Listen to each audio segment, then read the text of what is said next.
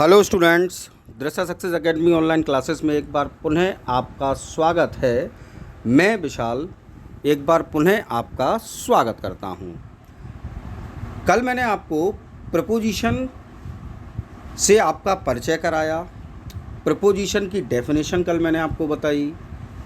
कल के वीडियो में मैंने आपको प्रपोजिशन के क्लासिफिकेशन आपको बताए, फिर कितने प्रकार के प्रपोजिशन होते हैं वो बताया था। साथ ही साथ कुछ रूल्स भी मैंने लिखाए थे।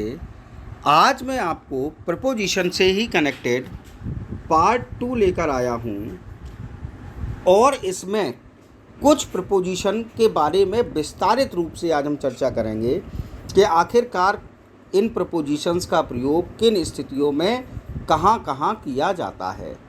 और मैं आपको प्रॉमिस करता हूँ कि अगर आपने मेरे वीडियो को लास्ट तक देखा तो आज जो मैं प्रपोजिशन आपको समझा रहा हूँ, आगे भविष्य में आपको इन प्रपोजिशंस को यूज़ करने में कोई भी प्रॉब्लम नहीं होगी।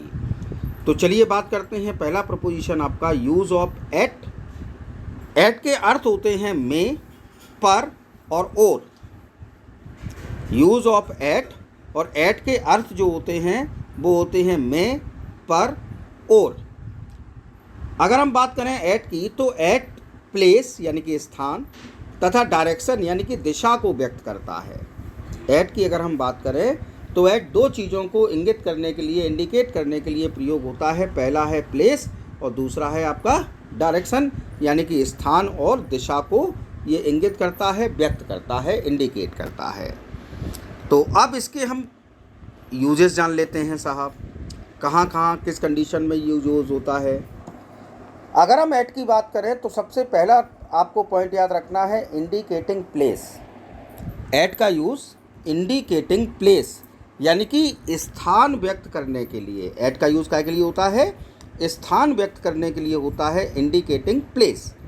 जैसे कि एग्जांपल देखिए आप, he is at his office. वह अपने ऑफिस में है। वह अपने ऑफिस में है। तो ऑफिस आपका क्या हो गया भाई? स्थान हो गया। दूसरा देखिए, we met him at the station. We met him at the station. हम उसे स्टेशन पर मिले। तो स्टेशन भी क्या हो गया आपका? स्थान। तो दोनों से पहले काय का प्रयोग हुआ? प्रपोजिशन एट का। तो स्थान व्यक्त करने के लिए आप काय का यूज़ करेंगे? किस प्रपोजिशन का? तो एट का। चलिए दूसरा देखते हैं, इंडिकेटिंग डायरेक्शन यानी कि दिशा व्यक्त करने के लिए काय का प्रयोग होता है? एट का यूज़ होता है। फिर समझिए, इंडिकेटिंग डायरेक्शन यानी कि दिशा व्यक्त करने के लिए काय का यूज़ होता है? एट का यूज़ होता है साहब। एग्जाम्पल देखिए, he threw a stone at me. He threw a stone at me. उसने मेरी ओर एक पत्थर फेंका। उसने मेरी ओर एक पत्थर फेंका। तो जब मेरी ओर की बात आ गई तो यानी कि दिशा व्यक्त हो गई। ठीक। दूसरा देखिए, do not look at me like this. Do not look at me like this यानी कि मेरी ओर इस प्रकार मत देखो। Do not look at me like this, मेरी ओर इस प्रकार मत देखो। तो देखिए दोनों सेंटेंसेस में एट का यूज़ हुआ है एज अ प्रपोजिशन। और क्यों हुआ है? क्योंकि दोनों ही सेंटेंसेस में डायरेक्शन व्यक्त की गई है, दिशा व्यक्त की गई है। चलिए साहब आगे बढ़ते हैं। थर्ड इसका यूज़ क्या है? इंडिकेटिंग टाइम एंड एज यानी कि समय तथा आयु को व्यक्त करने के लिए भी काय का यूज़ होता है? एट का। इंडिकेटिंग टाइम एंड एज यानी कि समय और आयु को व्यक्त करने के लिए एट का यूज़ होता है। पहला एग्जाम्पल देखिए, he went to school at 10 o'clock। वह 10 बजे स्कूल गया।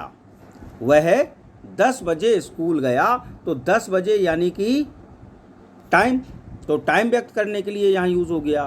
दूसरा, ही लेफ्ट स्कूल एट 15। उसने 15 वर्ष की आयु में स्कूल छोड़ दिया। उसने 15 वर्ष की आयु में स्कूल छोड़ दिया। तो यहाँ 15 से मतलब हो गया एज से। ठीक। तो पहले सेंटेंस में टाइम इसलिए एट आया और दूसरे सेंटेंस में एज यानी कि उम्र व्यक्त करनी थी, इसलिए हमने एट का यूज़ किया। चलिए साहब आगे बढ़ते हैं। इंडिकेटिंग स्टेज और कंडीशन, इंडिकेटिंग स्टेज और कंडीशन, तो सॉरी तथा गलत लिख किया है, यानी कि स्थिति या अवस्था, स्थिति या अवस्था को व्यक्त करने के लिए काय का यूज होता है, एट का यूज होता है। तो फिर सुन लीजिए, इंडिकेटिंग स्टेज और कंडीशन यानी कि स्थिति या अवस्था को इंगित करने के लिए, इंडिकेट करने के लिए काय का यूज होगा, एट का। जैसे कि दे आर एट वॉर, दूसरा देख लीजिए, we are at rest, they are at war, we are at rest. तो देखिए वे युद्ध पर हैं तो ये उनकी स्थिति है, और हम आराम पर हैं तो ये हमारी अवस्था है या हमारी भी स्थिति है। तो स्थिति अवस्था एक ही बात है। तो they are at war, we are at rest, यानी कि स्टेज और कंडीशन व्यक्त हो रही हैं सेंटेंसेस में, इसलिए हमने इसमें काय का यूज़ किया है, एट का यूज़ किया। चलिए साहब अगला कर लेते हैं बात।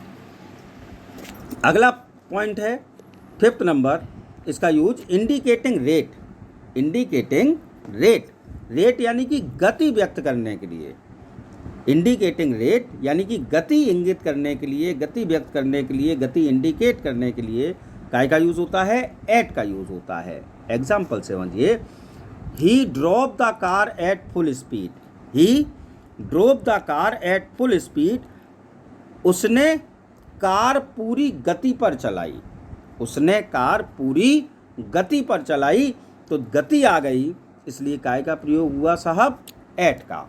तो इंडिकेटिंग रेट यानी कि गति व्यक्त करने के लिए काय का यूज होता है, एट का यूज होता है। चलिए साहब आगे बढ़ते हैं। 6 number, indicating value, indicating value यानी कि कीमत या मूल्य व्यक्त करने के लिए, काय के लिए, कीमत या मूल्य व्यक्त करने के लिए काय का यूज होता है, एट का यूज होता है। तो इंडिकेटिंग वैल्यू यानी कि कीमत या मूल्य व्यक्त करने के लिए एट का यूज। जैसे कि he sold his cycle at a loss, उसने अपनी साइकिल नुकसान में बेच दी, उसने अपनी साइकिल नुकसान में बेच दी, यानी कि नुकसान हुआ उसका और उसने अपनी साइकिल बेच दी, तो उसने अब नुकसान में है अपनी साइकिल बेच दी। तो यहाँ कीमत या मूल्य व्यक्त किया जा रहा है, इसलिए हमने काय का यूज़ किया, एट का, यानी कि इंडिकेटिंग वैल्यू। चलिए साहब अगला, इंडिकेटिंग फ्रीक्वेंसी, इंडिकेटिंग फ्रीक्वेंसी यानी कि एट का अगला यूज जो होता है वह फ्रीक्वेंसी यानी कि बारंबारता व्यक्त करने के लिए होता है।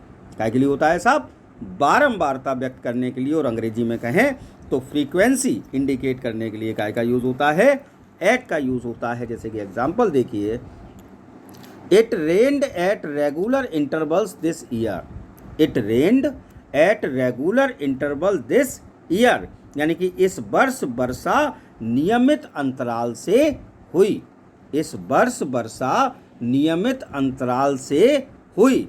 तो भैया देखिए बारंबारता यानी कि बारिश बार बार हुई, अंतराल जरूर रहा, इंटरवल रहा, रेगुलर इंटरवल रहा, लेकिन बार बार हुई, तो बार बार हुई इसलिए बारंबारता हो गई और एट का यहाँ यूज़ हो गया। चलिए साहब अगला यूज़ देख लेते हैं एट का, इंडिकेटिंग ऑर्डर, इंडिकेटिंग ऑर्डर यानी कि क्रम व्यक्त करने के लिए काय का यूज़ होता है, एट का यूज़ होता है। इंडिकेटिंग ऑर्डर यानी कि क्रम व्यक्त करने के लिए एट का यूज़ होता है। एग्जाम्पल समझिए, ही पास्ड एट फर्स्ट अटैम्प्ट, वह पहले प्रयास में, वह प्रथम प्रयास में उत्तीर्ण हो गया। तो दूसरी बार में होता तो क्रम 2 हो जाता, तीसरी बार में होता तो तीसरे नंबर पर, यानी कि क्रम व्यक्त करने के लिए फर्स्ट सेकंड थर्ड, आपको पता है ये फ्रीक्वेंसी व्यक्त करते हैं। तो जब फर्स्ट शब्द आ गया तो भी एट का प्रयोग, अगर सेकंड आता तो भी एट का प्रयोग, थर्ड आता तो भी एट का प्रयोग, तो क्रम व्यक्त करते हैं ये शब्द, तो इसलिए एट का प्रयोग हुआ है बारंबारता व्यक्त करने के लिए, क्रम व्यक्त करने के लिए, ऑर्डर व्यक्त करने के लिए। तो ये आपके यूज़ हुए एट के। अब अगला हम लोग प्रपोजिशन उस पर चर्चा कर लेते हैं साहब। दूसरा प्रपोजिशन महत्वपूर्ण, use of in, use of in, in means क्या होता है आपका, में। तो चलिए इनका यूज़ समझ लेते हैं, कहाँ कहाँ इनका यूज़ होता है साहब। पहला यूज़ देखिए, indicating place time dress, indicating place time dress, अर्थात समय स्थान और पोशाक व्यक्त करने के लिए काय का प्रयोग होता है? इनका। फिर समझ लीजिए, इंडिकेटिंग प्लेस, टाइम, ड्रेस यानी कि समय, स्थान एवं पोशाक व्यक्त करने के लिए इनका यूज़ होता है। एग्जाम्पल देखिए, he was playing in the field, he was playing in the field, वह मैदान में खेल रहा था। क्या हो गया साहब? मैदान यानी कि फील्ड, तो स्थान व्यक्त करने के लिए हो गया। दूसरा, I came back in the morning, मैं सुबह वापस आया, मैं सुबह वापस आया, तो इसमें क्या शो हो गया? सुबह यानी कि टाइम। ठीक, तो हमने इनका प्रयोग कर दिया। तीसरा, शी वॉज इन ब्लैक, वह काले वस्त्रों में थी। शी वॉज इन ब्लैक का मतलब क्या हुआ? वह काले वस्त्रों में थी, तो इस सेंटेंस में ड्रेस का यूज हुआ है, इसलिए हमने इनका प्रयोग किया। तो ध्यान रखें, इनका प्रयोग कहाँ कहाँ होता है? प्लेस को व्यक्त करने के लिए, टाइम को व्यक्त करने के लिए और ड्रेस को व्यक्त करने के लिए। ठीक है साहब, चलिए आगे बढ़ते हैं। दूसरा इनका प्रयोग, इंडिकेटिंग डायरेक्शन, मोशन, एक्टिविटी। इनका दूसरा यूज क्या है? डायरेक्शन, मोशन और एक्टिविटी को शो करना, को इंडिकेट करना, यानी कि दिशा, गति एवं क्रिया को व्यक्त करना। काय को साहब? दिशा, गति एवं क्रिया को व्यक्त करने के लिए काय का यूज होता है? उन्होंने साहब इनका प्रयोग होता है। पहला example, the sun rises in the east, सूरज पूरब में निकलता है, तो यहाँ क्या हो गई? डायरेक्शन, दिशा हो गई साहब। दूसरा, he put his pen in the ink, उसने अपना कलम स्याही में डाला, उसने अपना कलम स्याही में डाला, तो भैया यहाँ क्या हो गया? मोशन, क्योंकि उसने पेन उठाया होगा तभी तो इंक में डाला, तो मोशन हो गया। तीसरा, he put his hands in his pockets, he put his hands in his pocket, उसने अपने हाथ अपनी जेब में डाले, उसने अपने हाथ अपनी जेब में डाले, ये क्या हो गई? उसकी एक्टिविटी हो गई, यानी कि क्रिया हो गई। तो डायरेक्शन, मोशन और एक्टिविटी को इंडिकेट करने के लिए काय का यूज़ होता है? साहब इनका यूज़ होता है। चलिए अगला आता है आप, इनका यूज़ इंडिकेटिंग स्टेट और कंडीशन, यानी कि स्थिति या दशा व्यक्त करने के लिए। इंडिकेटिंग स्टेट और कंडीशन यानी कि स्थिति या दशा व्यक्त करने के लिए हम काय का यूज़ करते हैं? प्रपोजिशन के रूप में उनका इनका यूज़ करते हैं साहब। तो स्थिति या दशा एक ही बात होती है, स्टेट और कंडीशन। तो he went in A Hari, he went in ए हरी यानी कि वह जल्दी में चला गया। कैसी स्थिति थी उसकी? कैसी दशा थी? कि वह जल्दी में चला गया। दूसरा, she was in tears, she was in tears, उसकी आंखों में आंसू थे। शी वॉज इन टीयर्स का मतलब क्या हुआ? उसकी आंखों में आंसू थे। ठीक, तो उसकी आंखों में आंसू थे, इसका मतलब आप समझ लीजिए, यानी कौन सी ये उसकी दशा थी, स्थिति थी, उसकी आंखों में आंसू थे, इसलिए इनका प्रयोग हमें करना पड़ा प्रपोजिशन के रूप में स्टेट और कंडीशन को इंडिकेट करने के लिए। चलिए साहब इनका लास्ट यूज़ देख लेते हैं। Fourth number, indicating occupation, surrounding, method of expression, यानी कि इनका जो अगला यूज़ होता है प्रपोजिशन के रूप में वह ऑक्यूपेशन यानी कि व्यवसाय, सराउंडिंग यानी कि वातावरण और मेथड ऑफ एक्सप्रेशन यानी कि अभिव्यक्ति के ढंग को व्यक्त करने के लिए हम काय का प्रयोग करते हैं? इनका यूज़ करते हैं। जैसे कि Ram is in the army, Ram काय में है? सेना में है, ये क्या है? उसका ऑक्यूपेशन है। ही स्लीप्स इन द ओपन, वह खुले में सोता है, ही स्लीप्स इन द ओपन, वह खुले में सोता है, तो खुले में सोता है, ओपन जो है वो क्या हो गई? सराउंडिंग। और third, he spoke in A loud voice, he spoke in A loud voice, वह ऊंचे स्वर में बोला, वह ऊंचे स्वर में बोला, तो ये क्या हो गया? मेथड ऑफ एक्सप्रेशन यानी कि अभिव्यक्ति का ढंग। तो फिर समझ लीजिए, इनका यूज़ ऑक्यूपेशन, सराउंडिंग और मेथड ऑफ एक्सप्रेशन को इंडिकेट करने के लिए होता है।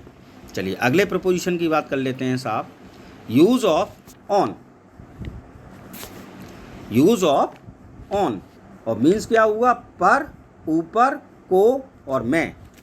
ऑन के कितने अर्थ हो गए, 4। पर आपने सुना होगा, ऊपर आपने सुना होगा, को शायद सुना हो, लेकिन ऑन का मीन्स मैं भी होता है। शायद बहुत कम स्टूडेंट्स आप लोग ऐसे होंगे जिनको ये बात पता होगी। तो चलिए साहब देख लेते हैं। पहला, लाइंग अगेंस्ट, ऑन का यूज़ लाइंग अगेंस्ट यानी कि रखे होने को व्यक्त करने के लिए काय का यूज़ होता है, ऑन का। रखे होने को व्यक्त करने के लिए ऑन का यूज़ होता है, यानी कि लाइंग अगेंस्ट को इंडिकेट करने के लिए ऑन का यूज़ होता है। जैसे कि the book is on the table, the book is on the table यानी कि पुस्तक मेज पर है। तो पुस्तक मेज पर है यानी कि पुस्तक मेज पर रखी है, लाइंग अगेंस्ट। ठीक भाई, सेंस तो ये निकल रहा है, इंडिकेशन तो ये निकल रहा है ना, पुस्तक मेज पर है या पुस्तक मेज पर रखी है। There is a mat on the floor, there is a mat on the floor यानी कि फर्श पर क्या पड़ी है, चटाई पड़ी है। फर्श पर चटाई पड़ी है यानी कि चटाई रखी है। तो भैया इसमें क्या हो गया, यानी कि रखे होने का अर्थ प्रदर्शित हो गया। तो स्थिर अवस्था, रखे होने का अर्थ आप काय का प्रयोग करेंगे, ऑन का। ठीक है साहब, इसलिए दोनों वाक्यों में काय का यूज़ हुआ, ऑन का। चलिए और आगे बढ़ते हैं।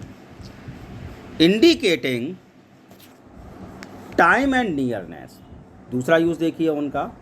समय व समीपता व्यक्त करने के लिए, समय व समीपता इंगित करने के लिए, इंडिकेट करने के लिए हम काय का प्रयोग करते हैं। हमने कहा साहब हम ऑन का प्रयोग करते हैं। काय के लिए, टाइम और नियरनेस, समय व समीपता के लिए। जैसे कि we do not go to school on Sundays, we do not go to school on Sundays, हम रविवार को पाठशाला नहीं जाते हैं। तो संडेज आ गया यानी कि टाइम आ गया। ठीक है साहब।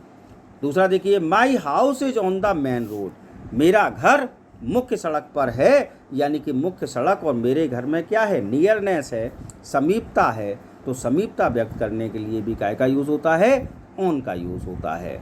ठीक, तो सेंस विशेष ध्यान रखें, ऑन का यूज़ काय के लिए होता है, समय व्यक्त करने के लिए और समीपता व्यक्त करने के लिए। We do not go to school on Sundays, तो समय व्यक्त हुआ तो ऑन लगाया। My house is on the main road, मेरा घर मुख्य सड़क पर है यानी कि मुख्य सड़क के ऊपर तो नहीं बन गया होगा ना, सड़क के पास है। सेंस क्या निकला, सड़क के पास है। तो नियरनेस, तो काय का प्रयोग हुआ, ऑन का। चलिए साहब आगे बढ़ते हैं। Indicating basis region, indicating basis comma region यानी कि आधार और कारण के लिए काय का यूज़ होता है, उन्होंने साहब ऑन का यूज़ होता है। आधार और कारण के लिए ऑन का यूज़ होता है, इंडिकेटिंग बेसिस और रीज़न। पहला point, this story is based on facts, यह कहानी तथ्यों पर आधारित है, यह कहानी तथ्यों पर आधारित है। तो आधारित है तो बेसिस वैसे ही आ गया और ऑन का प्रयोग हो गया। He was arrested on the charge of theft, उसे अरेस्ट किया गया, काय के कारण किया गया, चोरी के इल्ज़ाम में। ठीक, तो उसे चोरी के अभियोग में या चोरी के इल्ज़ाम में पकड़ा गया। तो उसको पकड़ने का कारण क्या था, चोरी। तो कारण व्यक्त करने के लिए काय का प्रयोग हो गया, ऑन का। ठीक, तो आधार व्यक्त करना है, बेसिस व्यक्त करना है तो प्रपोजिशन ऑन का प्रयोग करें। और यदि आपको रीज़न यानी कि कारण व्यक्त करना है तो भी आप प्रपोजिशन के रूप में काय का यूज़ करें, ऑन का यूज़ करें। चलिए भाई, 4 number, indicating membership, indicating membership यानी कि सदस्यता व्यक्त करने के लिए काय का प्रयोग होता है, ऑन का। सदस्यता व्यक्त करने के लिए काय का यूज़ होता है, ऑन का। जैसे कि he is on the committee, he is on the committee, इसका अर्थ क्या होगा, वह कमेटी पर है, ये अर्थ नहीं होगा। इसका अर्थ होगा वह कमेटी में है, वह कमेटी में है। लेकिन मैं के लिए यहाँ इनका यूज़ नहीं बल्कि काय का प्रयोग करेंगे, ऑन का यूज़ करेंगे, क्योंकि मेंबरशिप यानी कि सदस्यता व्यक्त करने के लिए काय का यूज़ होता है साहब, ऑन का यूज़ होता है। ठीक है ना साहब। तो ये हमारे ऑन के यूज़ हो गए साहब। चलिए अब अगला और देख लेते हैं, use of over. Use of over means क्या होता है, ओवर का ऊपर या पर। अर्थ क्या हुआ, ऊपर या पर। तो देखिए पहला रूल, हायर देन, ऊपर या ऊंचे को व्यक्त करने के लिए काय का प्रयोग होता है, ओवर का यूज होता है। हायर देन यानी कि ऊपर या ऊंचे को व्यक्त करने के लिए काय का यूज होता है, ओवर का यूज होता है। जैसे कि the sky is over our heads, आकाश हमारे सर के ऊपर है, आकाश हमारे सर के ऊपर है। दूसरा देखिए, the lamp is hanging over the table, the lamp is hanging over the table यानी कि दीपक मेज के ऊपर लटक रहा है, दीपक मेज के ऊपर लटक रहा है। तो यहाँ पर भी काय का प्रयोग होगा, ओवर का। लास्ट तक रुकिएगा, अभी मैं आपको ओवर और ऑन में एक बहुत अच्छा डिफरेंस समझाऊंगा। चलिए दूसरा रूल देखते हैं, दूसरा इसका यूज़ देखते हैं ओवर का। मोर देन, मोर देन यानी कि अगर आपको प्रीपोजिशन के रूप में ऑन का यूज़ करना हो और आपको सेंटेंस में ये दिख जाए कि मोर देन यानी कि से अधिक को व्यक्त किया जा रहा है, इंडिकेट किया जा रहा है, तब आप काय का प्रयोग करेंगे, ऑन का प्रयोग करें, ओवर का प्रयोग करेंगे। जैसे कि Ram Kumar is over 50, Ram Kumar is over 50 यानी कि राम कुमार 50 वर्ष से ऊपर है, से अधिक है, ऊपर है यानी कि से अधिक है। तो से अधिक को व्यक्त करने के लिए काय का यूज़ होता है, ओवर का यूज़ होता है। राम कुमार इज ओवर 50, राम कुमार 50 वर्ष से अधिक है या 50 वर्ष से ऊपर है। थर्ड देखिए, इंडिकेटिंग अथॉरिटी, इंडिकेटिंग अथॉरिटी यानी कि अधिकार व्यक्त करने के लिए काय का यूज़ होता है, ओवर का यूज़ होता है। अधिकार व्यक्त करने के लिए काय का यूज़ होता है, ओवर का यूज़ होता है यानी कि इंडिकेटिंग अथॉरिटी। जैसे कि Akbar reigned over India, Akbar reigned over India, Akbar ने भारत पर शासन किया, अकबर ने भारत पर शासन किया यानी कि शासन किया तो अकबर का अधिकार रहा किस पर, इंडिया पर। तो अधिकार व्यक्त करने के लिए हम काय का प्रयोग करते हैं, प्रपोजिशन के रूप में, तो ओवर का यूज़ करते हैं। और देखिए फोर्थ पॉइंट, चौथा इसका यूज़ क्या होता है, इन एवरी पार्ट। अगर आपको सर्वत्र या इन एवरी पार्ट के सेंस को इंडिकेट करना हो तो प्रपोजिशन के रूप में आप काय का प्रयोग करेंगे, साहब ओवर का प्रयोग करेंगे। जैसे कि मैं कह दूं, he is famous all over the world, he is famous all over the world, वह सारी दुनिया में प्रसिद्ध है, वह सारी दुनिया में प्रसिद्ध है। तो सारी दुनिया का मतलब वह सर्वत्र प्रसिद्ध है, वह प्रत्येक स्थान पर प्रसिद्ध है। तो एवरी पार्ट यानी कि सर्वत्र व्यक्त करने के लिए ओवर का यूज़ होता है। तो आज के इस वीडियो में मैंने आपको 4 प्रमुख प्रपोजिशंस के बारे में समझाया। एक तो इन, दूसरा पहला एट, दूसरा इन, तीसरा आपका ऑन और चौथा आपका ओवर। अब अभी मैंने आपसे कहा था लास्ट तक आप मेरी वीडियो से जुड़े रहिएगा, मैं आपको एक बहुत अच्छा डिफरेंस समझाता हूँ। ऑन मीन्स भी पर और ऊपर होता है और ओवर मीन्स भी पर और ऊपर होता है। तो दोनों में डिफरेंस कैसे करेंगे, तो दोनों में डिफरेंस करने का एक सिंपल सा माध्यम है। जैसे कि मैंने लिखा, दोनों का अर्थ होता है ऊपर, यानी कि ऑन का अर्थ भी ऊपर और ओवर का अर्थ भी ऊपर।